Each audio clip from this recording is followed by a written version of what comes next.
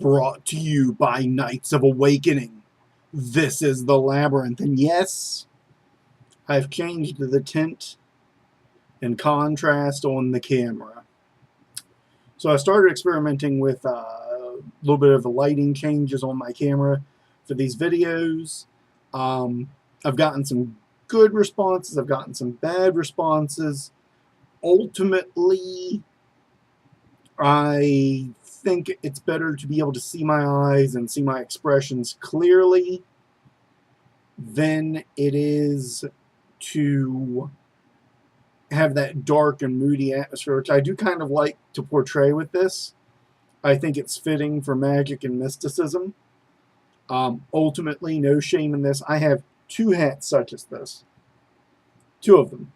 One of which looks much better under a dark camera and fits a little bit better, and I have been wearing. And then this one, which looks so much nicer but needed to be washed and cleaned and otherwise taken care of before I would feel it was fit to be on camera. The last time I wore it was after someone died.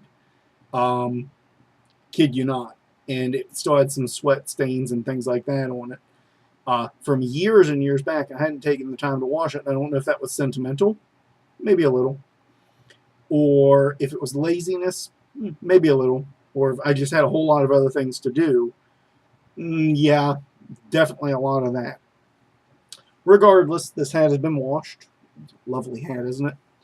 And I will now be wearing it, so I'm no longer trying to hide the crap dappedliness that is my other hat. I almost want to reach over and grab it for you, but I don't think it's within range that I can easily do that. To show you why I didn't want to have it displayed on camera in the proper lighting. It's just one of those things. It's one of those purchases that I regret that I made. That hat sucks. But it looks awesome too in its own way. It looks like I walked forward in time to the end of the world and fought a great war and then came back. And my hat had experienced that. My hat was my only defense during that fight. Which is a good way of opening this episode, the idea of mystical defense. We make a lot of comparisons in magical combat and magical conflict. And these comparisons range from, think of it like fighting, to think of it like warfare and moving armies. And each of these have their place, and each of them is useful and good and wise to take concern of, because they help express something that's very ethereal, very hard to fully explain. Yes, I'm going to be petting my cat as she walks by while I do this. If you see my hands drop to like this, I'm petting Kitty. Yes, you're a good kitty. Speaking of brave warriors, right? With magical combat, boxing is a good example, in a sense. You know, you put your guard up, you can deliver a hard punch or you can deliver a light punch. But you can't deliver both at the same time. You can be fast or you can be strong, but you can't really be both. And every time you extend a hit, you open yourself up to be hit. And that is very much like magic. With one little caveat that a lot of people don't get about the difference between martial arts and metaphysical combat. In martial arts, you can do this. Now, I know I went really fast for some of you out there. You know, I know not everyone's eyes are as quick as mine. But let me do that again one more time in case you missed it. You notice that my head was right here. And I'm overplaying this because it is so simple. And then it was over here. So if you were aiming at my head, you'd have went right by it, right? Well, dodging doesn't work in magic. Spells are already arcing over great distances to affect a target. Moving through mountains, moving across ley lines and places of power, and various things like that. They're already dealing with the fact that you're in motion. I suppose you could become a wanderer.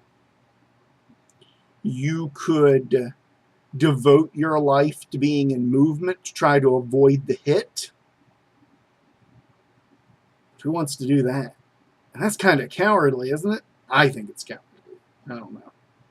I was never much for dodging in boxing anyway. My method was to, I'm going to blind you all for a second here, is to take this right here and let people hit right there and let them break their hands off the top of my head. And get my hat straight here. It served me well. But dodging was something I was never very good at to begin with. And honestly, in metaphysical combat, metaphysical conflict, there is no dodge. There's no getting out of the way of an attack. So Bruce Lee's most famous statement concerning combat was, the best place to be when a punch is thrown is anywhere else but in front of it. I believe that's a paraphrase of his statement. It doesn't work in metaphysical conflict. Now, not egging people on, not picking fights you're not ready for, that's probably pretty wise. Not getting into conflicts you really don't want, again, probably a really good idea. But dodging? No, once it's on, it's on. Once a fight starts, magic is less like two boxers who are positioning and using range and trying to keep each other at a distance until they can find the right moment to hit. And a lot more like two nations at war. Two superpowers throwing nuclear warheads at each other. Now, with that, there are a lot of options there. You can have an interception system set up ahead of time to take any kind of energetic attacks. And I guess, before I go any further, I really need to hit on the nature of metaphysical combat. There are a couple ways metaphysical combat can take place.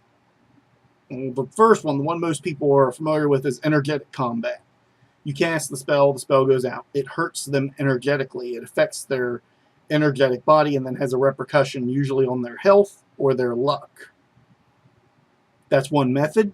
It is the most common nowadays, thanks to the psychic energy craze of the 60s, 70s, and 80s. And it's the most reliable, because if there is a lot of roads that magic is allowed to attempt to manifest through, it will attempt to manifest through whatever road is most available, and you'll get a high manifestation result. Fantastic. The other method is to affect a specific aspect of a person's life. Their luck, their love life, their wealth, their health, or to affect an area around a person with a kind of bad luck on those things for everyone. And these are more specific, so they're harder to block. It's not like just an energy going out there. We may visualize it, and our defenses may still work on it in that way, but the more specialized it gets, the harder it is to block. The more you might want to consider using something customly designed to avert it. And you figure out what the attack is after it hits. So your defenses probably won't stop it completely until it's made its hit. That's the nature of metaphysical combat, too, is you got to take a hit to analyze a hit, to defend against it, and then you want to return fire. If you're not going to return fire, you are dead. Eventually. Or at the very least, defeated. And both of those suck. We don't want to suck. We want to do awesome. So metaphysical combat, we hit those two things, ways it can manifest. I guess the other way it can manifest, if it's not that general, it could be something very specific, like a very specific type of curse, or things like that. Perhaps it could be a cat trying to jump into the trash can. Could it be that, Valkyrie? Could you be trying to get in the trash? Stop it. Daddy has water bottle. Offense is a good way of deterring what someone's doing when you don't want them to. My cat likes to prove points during shows. So let's get into layers of defense then against any of this. Well, one of your first layers is going to be spirits, gods, goddesses, things that are out there trying to deflect the hit for you, trying to change the probability that is in motion, trying to possibly even absorb the hit themselves. You have a lot of favor with a god for them to want to take a hit for you. You're probably going to need a primary altar, something dedicated to them, some way of showing them what they mean to you, and you're going to need to work on that dedication frequently for it to matter. Spirit allies, not as much, though dedications and things like that do help them. But so long as the alliance is strong, your spirit allies will remain with you regardless.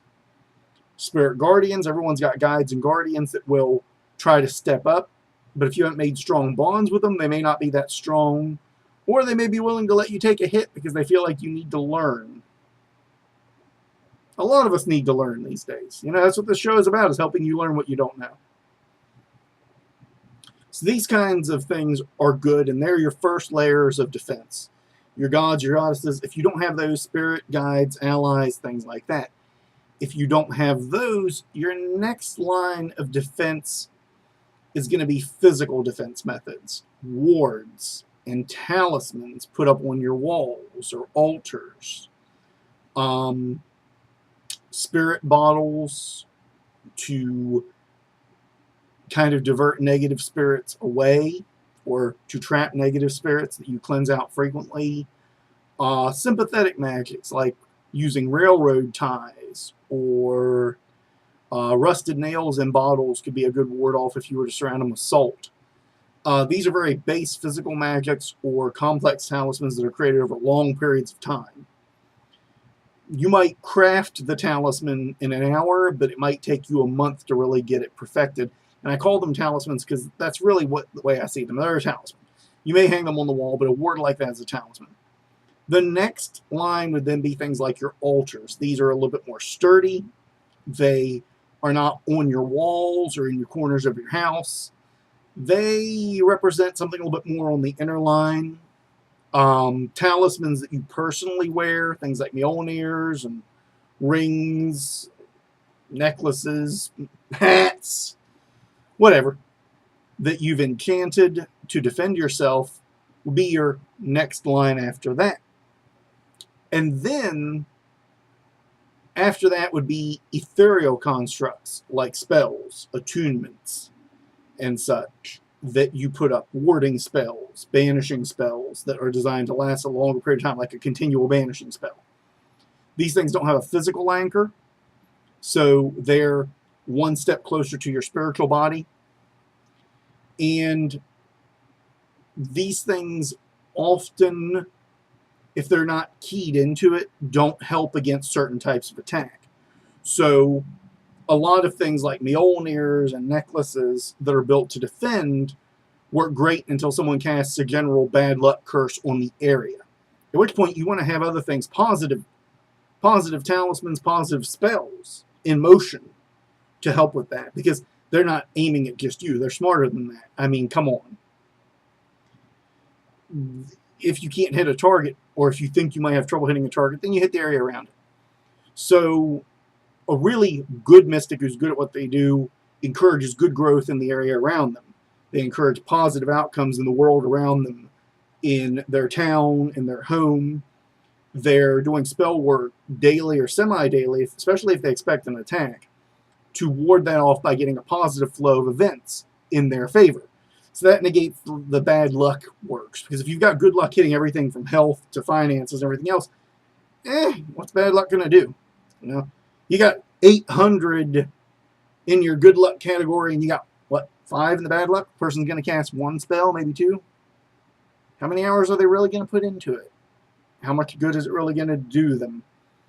Things like reflective shielding, reflective energy work, or reflective talismans, again, layers and layers, are good because they start sending negative intent back. And this is where you build things towards intent. So even someone using an area of effect had the intent to hit the primary target. Unless you're very good at masking your intent, you're going to suck. And it's going to be bad for you when that comes back. So most people aren't that good at that. Most people aren't that skilled.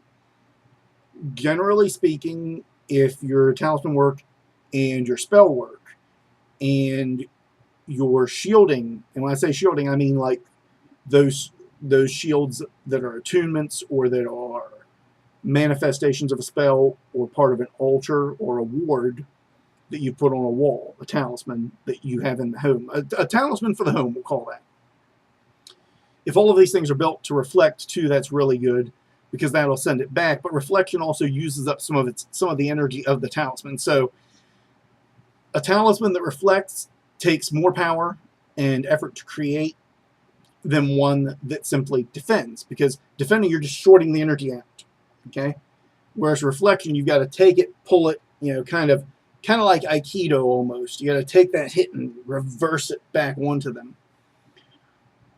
It takes more. It takes more than just deflection. Deflection is the basic art. Mirror and return take a little bit more, yet they're easier to do in some ways because we have a lot of sympathetic methods for it because we have mirrors. Damn right. That we can use, or things like mirror boxes. If you know an enemy is coming at you, you get a line of defense before all of this, which is the preliminary defense, putting them in a mirror box, or putting them in a binding jar, binding box, making a poppet to bind them with.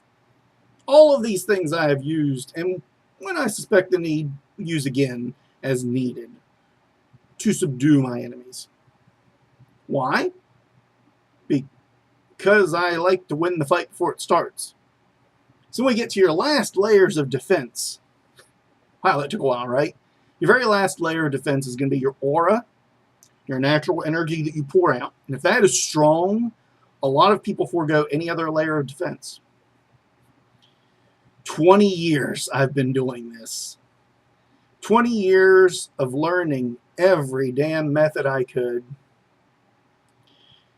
Just poring over books, poring over methods. And the thing is, I don't read a whole lot of books, but I'm very good at skimming a book and pulling out the methodology behind it. And after I'd read a few books, all of them started looking the same. And realistically, I've not seen anything new in magic since year 5 of my studies. There's not much that's new. It's a rehash of the same method, which is cool. You want to learn the base method, though. But in 20 years, I don't think I started using wards and things like that until 8 years ago, 5, 6 years ago, 6, we'll say 6. 6 is about right. Up until then, I just relied on raw aura and pressure of my energy coming off of me, and it worked really good. Why? Because I focused on that. The downside was manifestation could sometimes happen when I didn't want it if I wasn't fully aware of my emotional state. If I got angry, I could hurt someone. If I got sad, I could curse someone. If I felt emotionally wronged, I could do a lot of damage. I've got more control now.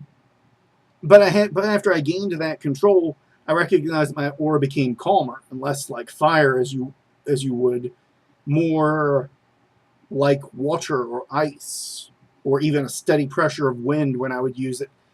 And that's good, but it's not the best defensive option. So I started using things like wards. Not that they've ever really been necessary.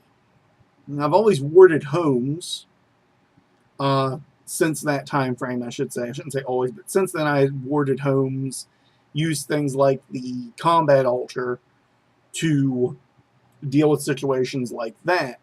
But warding like that, I always preferred the aura, and I still do to some degree. As I get older, I use more and more tools, not because I need to use the tools, but because using the tools prevents me from having to put a strain on my body and my time.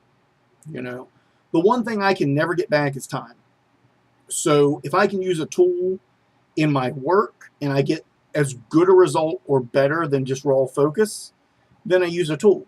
Where it's useful, where it saves time, saving energy, I am honestly of the opinion that most people clamp their own energy down. I believe more in you.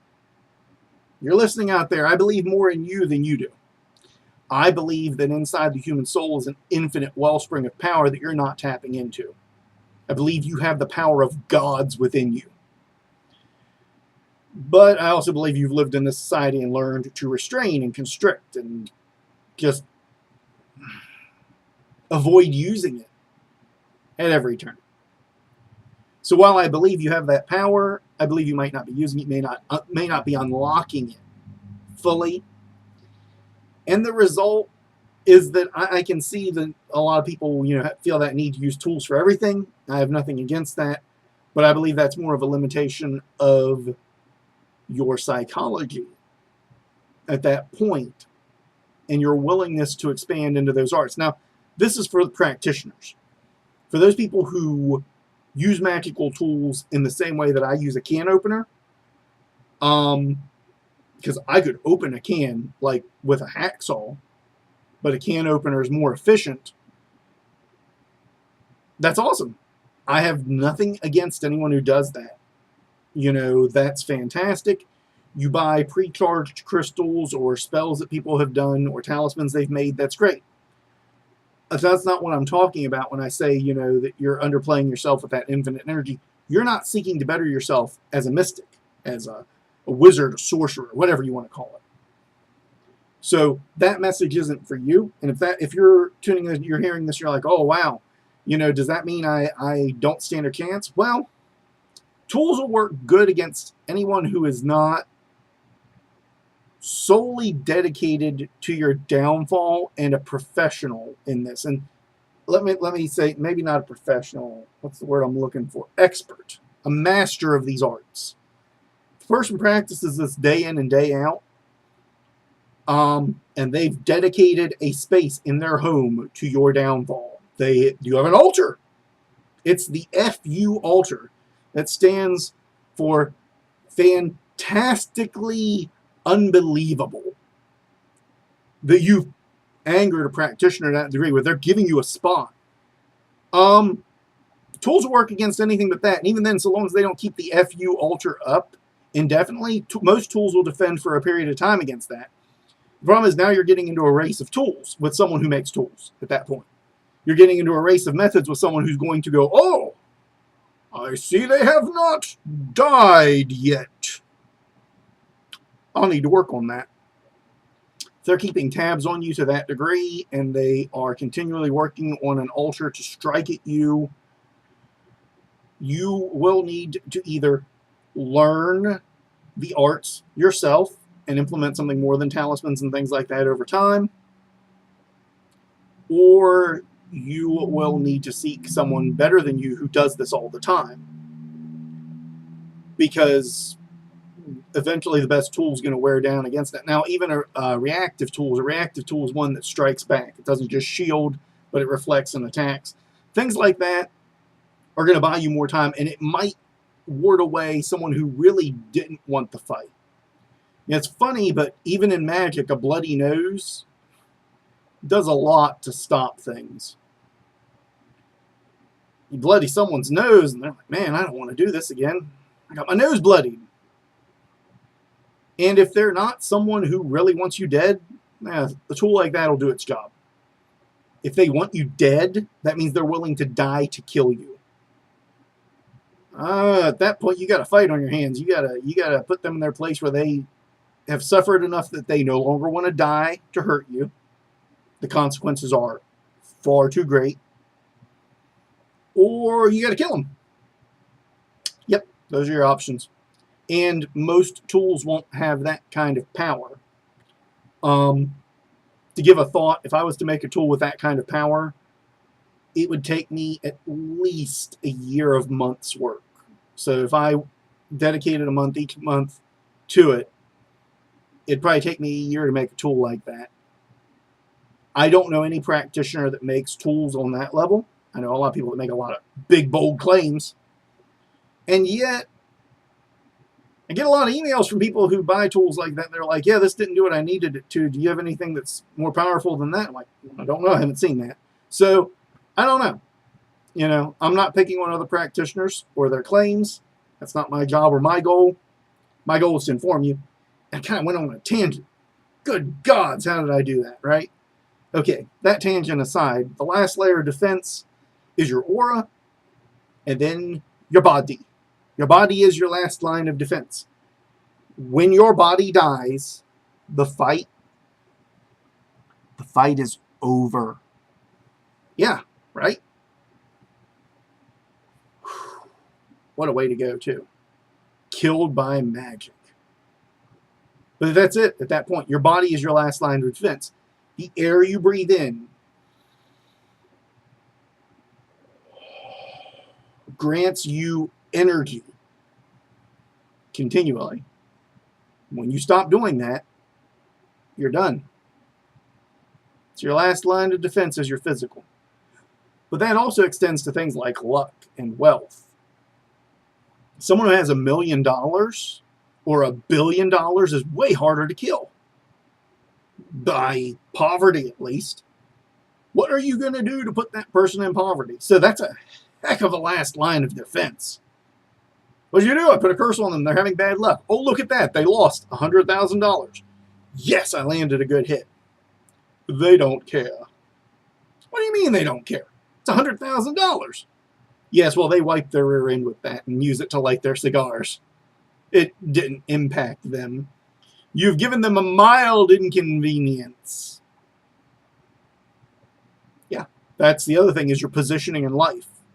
Where you are, who you are, how you've built your life to be stable or unstable. Let's face it.